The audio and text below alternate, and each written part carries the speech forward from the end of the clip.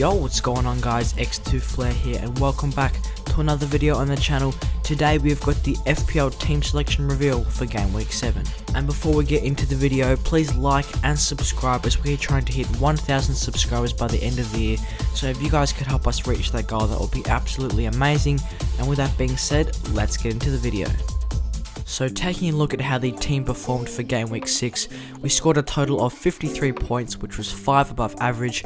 This bumped up our overall ranking about 100,000 places, as we are now positioned at around the 1 million mark. Coming into Game Week 7, we saved up 2 free transfers, which was very nice.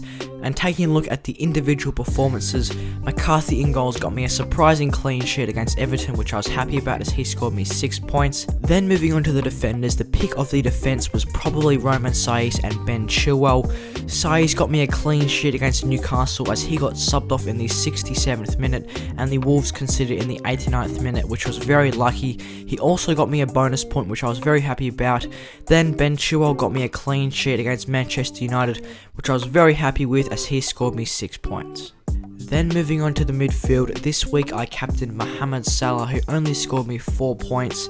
I was obviously frustrated with this as I was tossing up between Salah and Son as my captain. Obviously Son scored against Burnley, which got him 11 points, and Salah got robbed of a goal against Sheffield as he scored an offside goal, which was offside by a very small margin.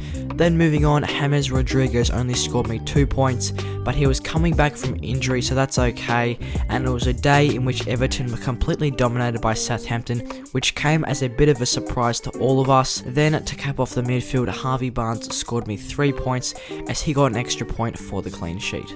Then moving on to the forward line, Mitrovic blanked yet again as he only scored 2 points. He did have a big opportunity to score though, as he had an open goal which he skied, which was very frustrating. But then the pick of the forwards was probably Raul Jimenez as he picked up a goal and 3 bonus points as he scored a very nice volley against Newcastle.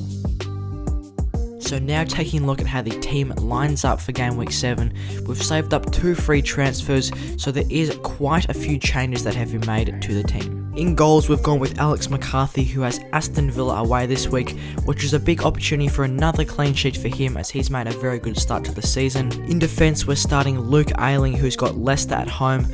Obviously Leicester have not been the most prolific in front of goals this season, and Leeds have made a good start, so hopefully Ayling can get me a clean sheet. Then moving on, Roman Saiz has Crystal Palace at home, which hopefully he can continue his very good form in and pick me up some more points there. Ben Chilwell has Burnley away. Burnley obviously aren't the best attacking team, they've been struggling to score this season, so I'm backing in Chilwell for a clean sheet and potentially some attacking returns. This brings me to my first transfer that I have made for Game Week 7. I've brought in Tyrick Mitchell instead of Alexander-Arnold.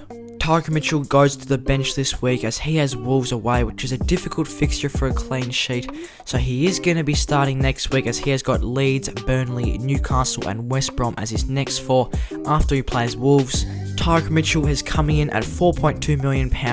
He scored a total of 15 points this season. He has a very high ownership of 26.6%. He's quite an attacking defender who gets forward and puts in those crosses, which is exactly what I'm looking for. And with his very good upcoming fixtures, I think it would be the perfect time to bring in Tyrick Mitchell to the squad. This is especially since Alexander-Arnold has not made the best start to the season, as Liverpool's defence looks very shaky without Virgil van Dijk. So taking a look at how the midfield lines up for Game Week 7, we've gone with 4 in the middle of the park, starting off with Mo Salah. He has got West Ham at home this week, which is looking like a nice fixture for Salah to return to his goal scoring ways, as he got unlucky last week as he had a goal disallowed by VAR. Salah obviously scores very well at Anfield, so I'm backing him in to score some big points there. Moving on, Son has got Brighton at home, which is looking like another very nice fixture for Spurs to add to their very impressive goal tally this season, and for that reason, Son takes the captain's armband. James Rodriguez has got Newcastle away this week, so hopefully he can fully recover from his injury and be back to his full strength for that game. This brings me to my second transfer that I've made for Game Week 7. I've brought in Wilfried Zaha instead of Harvey Barnes. Zaha scored 13 points in Game Week 6, which makes it 48 points for the season for him, which makes him the 3rd highest scoring midfielder in FPL. Zaha is coming in at £7.2 million with an ownership of around 22%. He has currently got a number 7 ICT index ranking for forwards. He currently has scored 5 out of the 8 Crystal Palace goals this season, making him the 5th highest goal scorer in the league. Zaha is the main target up top for Crystal Palace, as he has had 15 shots, which is the most out of any Palace player, and with the upcoming fixtures of Wolves, Leeds, Burnley and Newcastle, I'll be backing Zaha in to get some good attacking returns in the future. So now taking a look at how the forwards line up for Game Week 7, we see the third transfer made to the squad, which is the big man up top, Harry Kane, in instead of Alexander Mitrovic. Harry Kane scored 5 points in Game Week 6, which totals his score to 65 points for the season, making him the highest scoring forward in FPL. Harry Kane is coming in at £10.9 million, and with a very high 40.5% ownership, he possesses a number 2 ICT overall index ranking. Harry Kane has recorded the most assists this season, as he has 8 under the belt already.